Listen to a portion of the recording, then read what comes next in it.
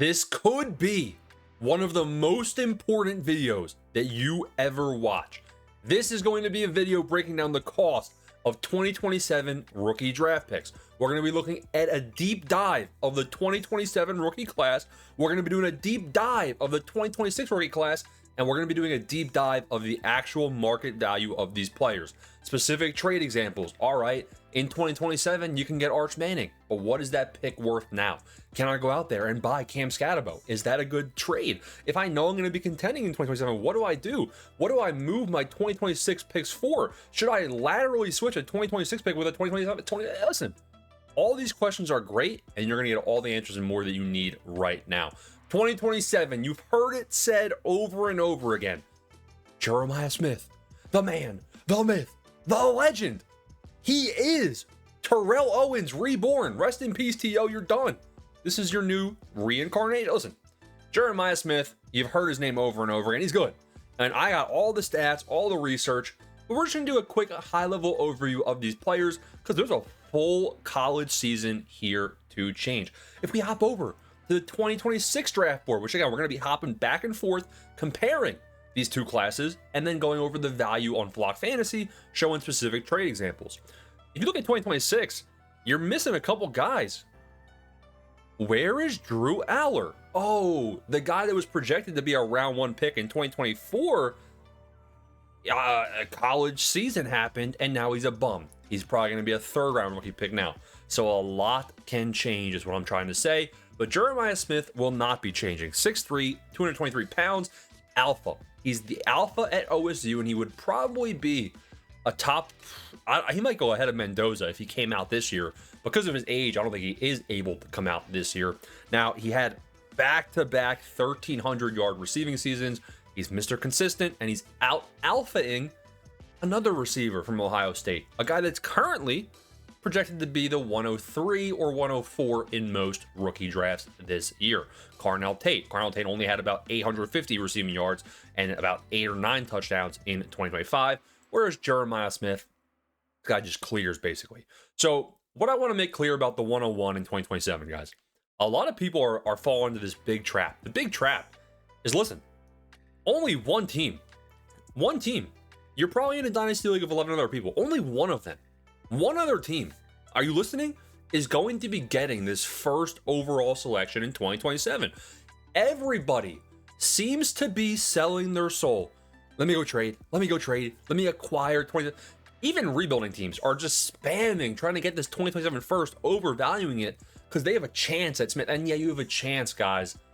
But realistically, the odds ain't in your favor trading for a 2027 first because Jeremiah Smith only goes to one team. Now, with that said, we're going to talk about the depth of this class right now. The 102, Arch Manning. Now, if I'm being completely honest, when I'm looking at Arch Manning's stats in 2025, obviously there was highs, there was lows. 400 rushing yards, not bad. 10 rushing touchdowns, not bad. So there's some rushing upside, but I'm not ready to claim that Arch Manning is, Justin Fields 2.0. I just don't think he has. I haven't seen that same it factor there on the ground that I would like to see to consistently say, all right, Arch Manning will be somebody that gives you 30 plus rushing yards a game in the league. I don't think that's going to happen. I think he'll probably be someone that can do it. Maybe someone that gives you 15, 20 rushing yards a game in the league. And that's not bad. But in terms of passing, he wasn't necessarily the best passer of the football either. 3,000 passing yards, only 7 interceptions. I mean, like 26 touchdowns. Arch Manning is going to need a good year, in my opinion, to actually hold this rank. But what you're forgetting, and what you're probably not forgetting, is his name. Arch Manning. Bam, your league mate's taking him top 5 at least, even if he's a scrub. So Arch Manning will probably be here in the top 3. Now, the 103, I did a rookie mock a couple of weeks back. You might be thinking, like, oh, what changed in a couple of weeks? Really just my mindset. I started bumping down some of these running backs. I think they have a higher chance of sliding in these rounds through a whole season. Rather, some of these receivers are going to be risers right here for me personally. Ryan Williams is one of those guys that is going to be a riser. Ryan Williams has been pretty solid in college, but we've kind of been missing the it factor from that Bama offense for a bit of a while, right? In 2024, 865 receiving yards, 8 touchdowns. You're thinking, man, year 1 he did that. Let's see what he does in year 2. Year 2, disappointed. 690 receiving yards, only 4 TDs. He's 6 foot, 178 pounds. He's a fast receiver. And he would be, if he went this year and declared this year, he'd probably be a round 1 selection ahead of Denzel Boston in my books. So I think Ryan Williams, like if we just compare, if Ryan Williams were to come out this season, I think he'd be right here at the 105 ahead of Mendoza. He'd be in this group of top 3 receivers. So Ryan Williams, the top of these classes so far is comparable for me. Jeremiah Smith, Jeremiah Love, it's comparable. Arch Manning, to me, Arch Manning is better than Mendoza, but it's solid. Ryan Williams, it's comparable to those 3 other receivers. Now here is where, in my opinion, the 104 and the 105, it's just more depth. You're about to see the depth of this class, ladies and gentlemen. So let's talk about Kewan Lacey. Kewan Lacey, 5'11", 200 pounds, 1,600. My bad, glasses are off. 1,600 rushing yards, 24 rushing touchdowns, and 177 receiving yards. The actual metrics are very, very good, and he obviously took Ole Miss all the way to, the semifinals in the college football playoffs. I really wish Ole Miss won, but it just wasn't in the cards. Mendoza got the things done. Now, where would Kewan Lacey rank for me compared to 2026? And I'm higher on Lacey, I know I am, than a lot of other people. I just think the production profile looks really, really good. I would be taking Kewan Lacey over Coleman and over Jadarian Price, and they're both the RB2, RB3 projected on a lot of people's 2026 boards. So while Lacey might end up sliding all the way down, like running backs this year for 2027 are very volatile, but I do think overall it's a deeper running back class projected out as of right now. Ryan Wesco, this is somebody I had much lower on my big board, but again, I'm kind of the opinion that I think these receivers in 2027 can be big time risers, and I think it'll be easier to see these guys be big time risers. He was injured in 2025. He's 6'2", 185 pounds. He had 500 receiving yards, 6 touchdowns. A better year than his first year, but again, he was injured. So what can Wesco do in 2026 is going to be a big question to improve his stock, but he profiles out as a solid receiver option. So the top 5 here, you can see there's not really a teardrop off because Dante Moore didn't want to go to the New York Jets, declares back for the draft. I'm not a huge fan of Moore. Like, he has more rushing upside than Mendoza. Not sure if he's a better passer of the football. I'm not necessarily in on Dante Moore being great or even good, but where he projects out right now is the 106. You can see when I have Mendoza projected out as the 105, we're starting to see it's a deeper class. I'd rather have more than Mendoza straight up, just based on a little bit more rushing upside in my eyes. So the 2027 class is starting to appear a little deeper. Julian, I ain't saying his name right. I know I'm not. This is where it's my Mendoza comparison. Not really any rushing upside whatsoever. 6'1", 208 pounds. Had the best receiver in the country, Jeremiah Smith, to bolster his stock. And he did solid, man. Like, if we take a look at 2025, 3,600 passing yards, only 32 TDs, and then 8 interceptions. It's not bad. It's not bad.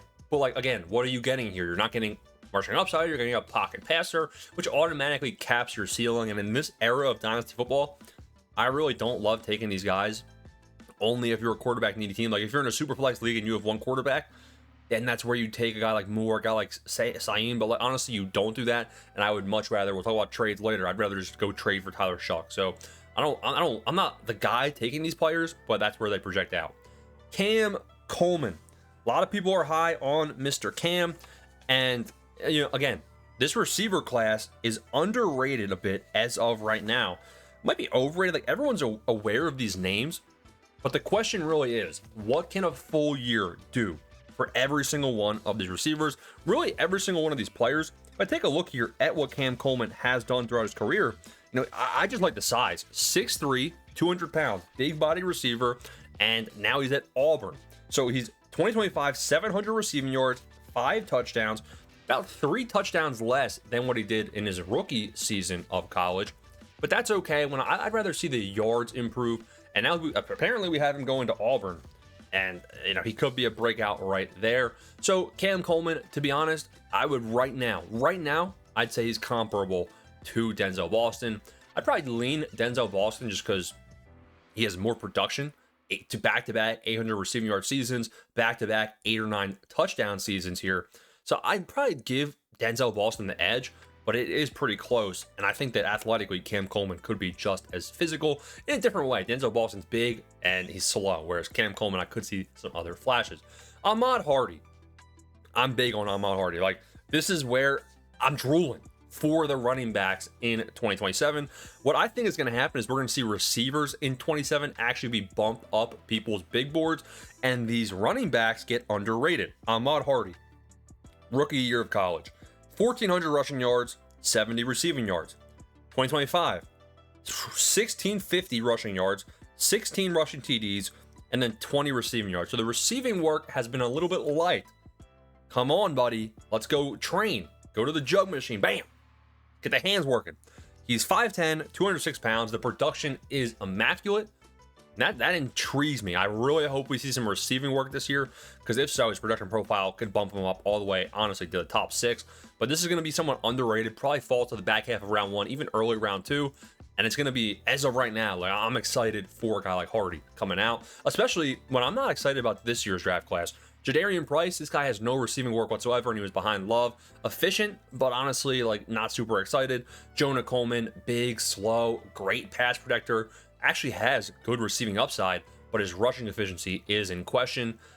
Honestly, I'd rather have Ahmad Hardy than either one of those guys. Hollywood Smothers doesn't come out in 2025, goes back, man. And Hollywood Smothers, a little bit underrated, I think. You know, this was somebody that I had highlighted and circled on my actual big board for 2025. I was hoping that we would see Hollywood Smothers not do us dirty, but he did. Good production profile, and honestly, it's really the efficiency that flashes off the screen here with Hollywood Smothers.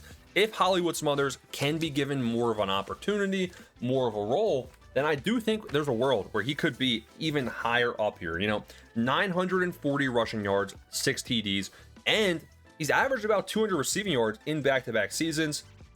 Entered the transfer portal. Let's see what he can do in his new home. Isaac Brown. And Isaac Brown, let's just talk about him really quick. You know, Louisville running back. What can he do when he's a bit undersized? 5'9", 190. Pretty shifty overall. A disappointing 2025. In 2024, he was at 1,200 rushing yards, 880 rushing yards in 2025. A little bit less on the touchdown rate as well. A little bit less on the receiving rate as well. So this is similar really to the Wesco situation, I would say, but as a running back. And I feel like these wide receivers are going to have more of a chance to prove themselves. I feel like the price of these receivers will be more bumped up than a guy like Isaac Brown having a bounce back year, but it is a name to watch. And honestly, he'll probably land somewhere in round 2. And that's going to be, you know, again, the depth of this second round is going to be way better than 2026. But overall, this first round wraps up. We got Lenora Sellers. He stinks. He sucks, but he's got the rushing upside. And this is the type of quarterback I'm interested in getting, right? Like, if Lenora Sellers come, I don't care. Like, go give me, I'll trade for Justin Fields right now too, guys. I don't mind going out there and targeting a guy like Lenora Sellers. The rushing upside alone makes this intriguing for me. Very, very intriguing. So that wraps up round 1. How does round 1 compare to round 1 of 2026? It's a lot better. Jadarian Price. So look at the top 8. The top 8 in 2026 is not bad, to be completely honest with you. Then you have Price, scrub. Concepcion, scrub. Surratt, scrub. Big and slow, but he's a scrub. And then you have Brazil, scrub, right? So it's not great. Now, Emmett Johnson, you could compare Emmett Johnson. I'm actually a bit excited about him, to be honest. Stowers could be decent here in round 2. Chris Bell is another name to watch out for. So really, there's 3 guys that I'm somewhat excited for in round 2. Maybe even Simpson if he goes to the Steelers. Really, beyond that, round 2 is very light in 2026. That's the main thing you need to know there. Looking at the second round of 2027, and to be completely honest with you guys, there's guys that I'm missing. Like, when we get to this back half, there's scrubs, but there's going to be a lot more talent. There's a lot of honorable mention names. I think there'll be big risers. But Ryan Wingo is a guy here that is one of these receivers that could bump his way up. Now, do I think he has the same ceiling as a guy like Ryan Williams? No. But is he going to have the chance to improve his stock? Yes. 800 receiving yards, 7 TDs. He improved from his rookie year of college. 6'2", 214 pounds. Okay. You have CJ Carr.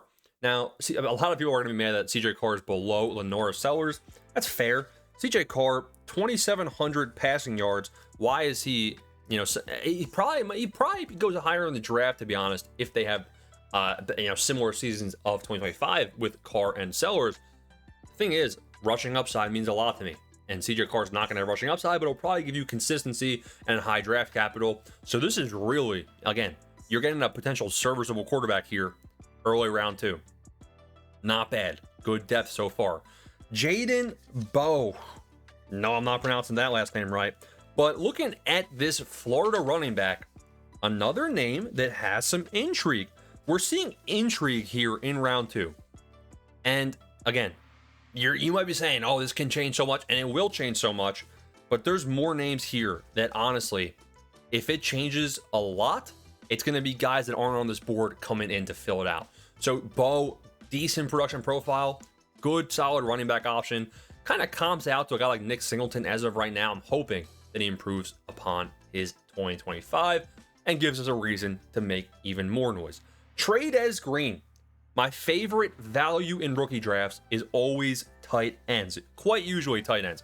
Sometimes you see running backs fall in round 2 because receivers are being bumped up, but think of Harold Fannin, think of Gatson from 2025. Tight ends usually fall in rankings. Even think of 2026, you got Eli Stowers, who could get round 1 draft capital in the real life draft, and he's projected round 2. So Stowers is a name I'm watching out for. Trades Green is the only tight end of this class. It's a weak, again, W-E-A-K, weak overall tight end class in 2027. The reason being, the rest of them projected out right now are scrubs. You see them here: Caleb Odom, scrub; Lofton, scrub. These guys, I hope that they're not even going to be in round 2, and they probably won't be. Trades Green, though, 6'7", 240 pounds, had 433 receiving yards, 7 touchdowns, involved in the red zone. Yes, 433 receiving yards isn't terrible for a tight end. Let's see if we can get over 500. And then I think the Trades Green, he'll be a name to watch out for sure. Nate Frazier, Georgia, running back. What do you know about Georgia running backs? Todd Gurley?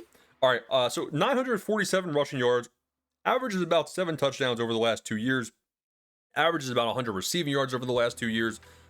But the athletic profile is what's promising. The opportunity he has is promising, and Georgia RBs, I like him. So again, a mid-round 2 guy right here. Like if we're comparing flyers right now, mid-round 2 of 2026 is Jeremy Bernard, Justice Haynes, Chris Bell. And I think Haynes is not even there, bro. Fix this right now. Haynes should be here. And Justice Haynes would probably be in a this is a good experiment. Here we go. Justice Haynes, I had him projected pretty low because I just don't like him. I'm glad he went back to school. But with that said, where would he be in this 2027 class for me? He'd be down here with the scrubs, probably in the back half of round 2. And I know a lot of people are going to say, oh, you should have him higher. I'm just not a big fan of his profile. I'm glad he went back to school because I want to see him actually add some more stuff to the tape. Jordan Marshall, 5'11", 216 pounds, 900 rushing yards, 92 receiving yards. Again, a middling running back in terms of production. About to have his second year, really, where he's given the full role. What can he do? A lot of questions there. Nick Marsh, this guy actually transferred to Indiana. And you're going to have Surratt leaving Indiana. You're going to have Cooper leaving Indiana. You're going to have Mendoza leaving Indiana. They're coming off of the playoff high. And I do think that's not bad. And going back to Bo, Jaden Bowe had 1,200 rushing yards, 200 receiving yards. I forgot to give you guys the stats on him. But you can see that's a decent production profile for him right there. 6'1", 230, bigger running back as well. But looking at Nick Marsh, 600 receiving yards back-to-back years, improved his touchdown rate, doubled it from 3 touchdowns to 6 from 24 to 25. What can he do at Indiana? Potentially being given the alpha role, along with that dude that had the playoff breakout. Don't forget about him. He'll be competing there as well. Justice Haynes, I'm not a huge fan of his production profile. I want to see more receiving skill set as well. TJ Moore is an honorable mention. DJ Lagway, I think both these guys will be involved in some way in round 2 of 2027 drafts. And then we'll leave the open spot. These guys suck, and I probably should have went and found somebody that's actually decent, to be completely honest with you. But I just wanted to show you, let's just take a look. TJ Moore. TJ Moore had 840 receiving yards and 4 TDs in 2025. and he's the last pick of round 2. And you have DJ Lagway, deep quarterback class in 27. Couple, are they great? Maybe, but they're going to get good opportunity in the real life game. They're going to be going round 1, round 2 to real life NFL teams. Looking at the back half of round 2 and comparing it. Now again, let's go to 2026. Let's compare what these rookie drafts actually look like. Man, Haynes' profile, I hate that guy, bro. I just don't think Haynes is super athletic. It just scares me. Let's just take a look at a guy like, I mean, who's projected here late in round 2? I mean, you can look at LJ Martin, but LJ Martin is a name I actually don't mind whatsoever, so I don't really want to take a look at a guy like LJ. Let me go to my receiver sheet. Let me go to my receivers for 2026. And I'm going to pull up a guy like Chris Bell. He actually has some hype. Even just Chris, I'm thinking like Chris Brazzell, but he actually had a 900 receiving yard season. Let's look at Nick Harbor. Where's Nick Harbor? Is he even on here? We didn't even put Nick Harbor on here. Jacoby Lane. Jacoby Lane, he's right here in the back half of round 2.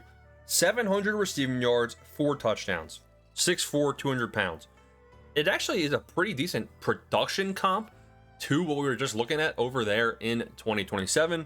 But I'm telling you guys, this second round in 26 is full of a lot of volatility. Ty Simpson, who is he? I don't looking at every single person after the 108 feels like a mid-second round pick. The top ones feel better, like Surratt, maybe Brazzell, maybe, and then there's some upside shots. Simpson, Johnson, Singleton. What can they be is the question. Whereas in 2027, I feel like we're gonna have a deeper class overall. There's guys right now that profile like they can definitely bolster their stock. And the reason that I'm thinking this 27 class is going to be much deeper in the second round, and why people are saying it, is because of the top guys. Looking at the top of the class in 27, it's not going to change. Smith will be there. Manning will be there. Williams will be there. I'm high on Lacey. I think he'll be there. He might not be. Let's take him out. Wesco will be involved. Moore will be involved. Sayin will be involved. Coleman will be involved. Smothers probably is involved as well, right? So you can see that right off the bat, there's 7 or 8 names that are going to be top 8. It's hard to envision a world where many of those guys fall so far out of round 1. And then that leaves the rest. And the rest of the class, it feels solid. It feels like the rest of this class could be late round 1, 2026 first, all the way down to a guy, like Caden Durham, Nate Frazier, Marshall Marsh. That's where you're starting to feel like I'm comparing the mid-second of 27 probably to the early seconds of 2026. So that's kind of just going over the overall value. I think it's going to be a strong wide receiver class, especially, when we're talking about wide receiver class in 27.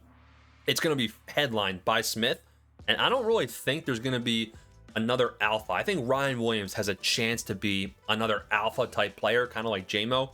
That's what kind of who he reminds me of. But beyond that, I think we're just going to see good receivers. Wesco, good receiver. Coleman could be a good receiver. Wingo could be a good receiver. Not alpha, not great, but just solid. And then this running back class really excites me. I think this running back class is underrated, and I think that a lot of running back needy teams can cross their fingers and hopefully look to get at least one strong running back from 27. Tight end, it's weak. Quarterback, it's strong in terms of numbers, but how much upside is there in these guys? Lenora Sellers has rushing upside. Manning has rushing upside. Maybe Dante Moore, but really it's more stable, reliable options. So now that we broke down the 26 and 27 classes, and a quick breakdown, head to the site. What are these picks currently worth? We're going to look at 2027 picks specifically. We already have a lot of videos out there on 26 picks, and you guys know my feelings. So realistically here, almost just died. The 27 early to mid first. It's ranked right here around number 46. Let's go find where the 27 early first is currently ranked, or I guess that's where it is. So it's not specifically ranked, but I can tell you one thing. They're going to have the early picks ranked similarly to where the 2026 picks are. Because when we were looking at the top part of these rookie redrafts, the 101 to 101, Jeremiah Love to Jeremiah Smith. I'd rather have Smith, obviously, but is there a huge gap? I mean, yeah, but no, pretty much no. And then all the way from the first 4 players projected of these classes, it's honestly pretty comparable. Like we were talking about Ryan Williams compared to the top 3 big receivers. They're going to be 102 to 104 this year. Lemon, Tate, and Tyson.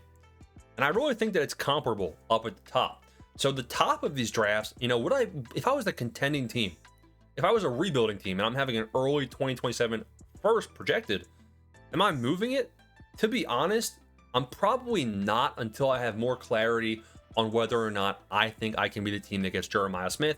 Just keep in mind, again, the odds of that happening are very, very low. So I probably would look to move it for this current price. Because if I was valuing the 2027 101, it'd probably be higher, man. It'd be higher than where this website currently has Jeremiah Love. But with that said, you have a whole year's worth of time. And factoring in that you can potentially pitch it right now, like, hey, this pick looks like it's going to be the 27 first, the 27 101. I'd rather use those 1 in 12 odds to my favor. So even if I was a rebuilding team, like, there's a world where you can potentially leverage that to get more than what you potentially will if you don't have the 101. Because if you have the 102, it's a huge tier drop off from Jeremiah Smith down to Arch Manning and down to Ryan Williams. Arch Manning and Ryan Williams, I have them in the second tier. And then there's another tier drop off below them in my eyes to Lacey or, you know, some other receivers that might be coming out from Clemson. So really there's 2 tiers up at the top. It's similar to how it is in 26 with Jeremiah Love, and then there's 3 receivers. But I actually don't mind moving your early projected 27 first. Some of the things I'd be doing with that is more than what you're seeing currently ranked. Like, would I be moving an early 27 first for Jackson Dart? I would. I'd be doing that. I love going and getting a guy like Jackson Dart. But would I be moving it for a guy like Amari and Hampton, Ted McMillan? Would I move it for T-Mac? I wouldn't. And you might be saying, are you out of your mind? I just think that there's going to be a time where you can get more value. Everyone is going to feast when they see how good Jeremiah Smith is for another college season, and the value of these picks is actually fairly assigned for 2027. Now, looking at the rest of these 2027 picks, the main takeaway here is where can you move from 2026 to buy in to 2027, right? Because we pretty much overall, the main takeaway here is that this second round of 2027 is actually looking pretty dang good. So the hype right now is that 2027 first round picks, they're looking juicy. However, what people are not talking as much about, because they haven't been hearing as many of these videos, they haven't been doing as much of the research, is that 27 seconds actually are going to be able to provide some bang for your buck. Now let's look at 2026 seconds compared to 2027 seconds. You can see 2027 seconds are currently ranked lower than where 2026 counterparts currently are. I am straight up trading a 26 second for a 27 second, and it's not really that close for me at all. I really think that in 2025, when we had guys like Cam Scatterbo and Luther Burden coming out of round 2, and we could be in for another similar story in 2027. You can see a 2027 mid to late second, compare that out to what the 2026 prices are, and it's pretty much 1 for 1. I like trading these bums. Right here, we are in the range that I like to call Bumville. You know, I almost just DDoS my location. Blake Corum, bum, you're gone. Trade him for a second. Let's get. I don't mind Algier taking a shot on him for the free agency hype, but let's sell him for a second. Because Algier, or would I rather re-roll for one of the running backs that's projected in 2027 that actually could have a chance of being a full-fledged starter, not someone that's touchdown dependent, older. Does he get a chance? We don't even know. I'm sending Algier for a second. I'm sending McCarthy for a second. That's tough because he sucks, and I don't think he's good. But I think that as a quarterback, he actually has decent positional value. So I'm probably not sending Montgomery for a second. You're gone, buddy. Josh Downs, that's tough as well. I don't think Indiana Jones and him had a great connection. I'd wait to see what happens here with Pierce and Pittman. Pittman has a huge cap hit. Pierce is also a free agent. Downs could actually have a bigger role in theory. I'd hold on there. I'd send Strange. I would send Tracy. I'd run to send Tracy. I would run to send Parker the Pest. I'd run to send Troy Franklin. Scamara, you're gone, buddy.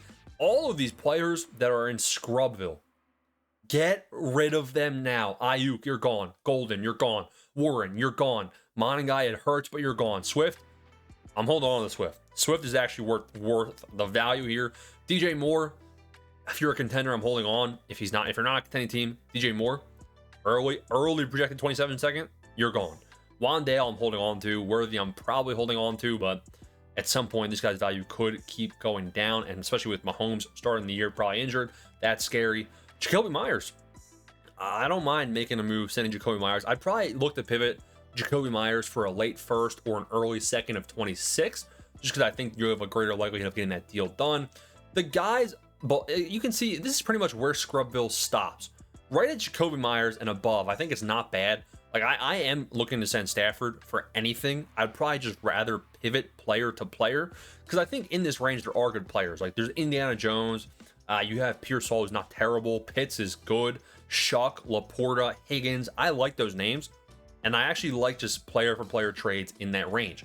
But looking at Scrubville, this is where start acquiring 27 seconds. You will be thanking me later. I promise you that. Christian Watson, you're gone. Benson, you're gone. Godwin, you're gone, unless you're a contender. Ayuk, you're gone. Golden, you're gone. Warren, you're gone. Pierce, I know Pierce, I'm sending Pierce for a 27-second, guys. That's how strong I think this class can be, even though Pierce is probably about to get a $15 to $20 million payday annual per year in free agency. Kincaid, you're gone. Woody Marks for a 27-second. I got Woody Marks in my league, and if I didn't have the worst running back depth of all time, I'd be running to make that trade, even though Woody Marks had a 10-plus point per game running back season. Joe Mixon's coming back. I like making that move. Michael Penix, I'd hold on to for the positional power. Jawan Jennings, definitely. Stephon Diggs, definitely. Tua, definitely. So my favorite move to be making right now as a result of this video is acquiring 2027 second round picks. Hope this video helped. Hope you enjoyed the thorough analysis. Please smash that subscribe button. See you boys in the next one.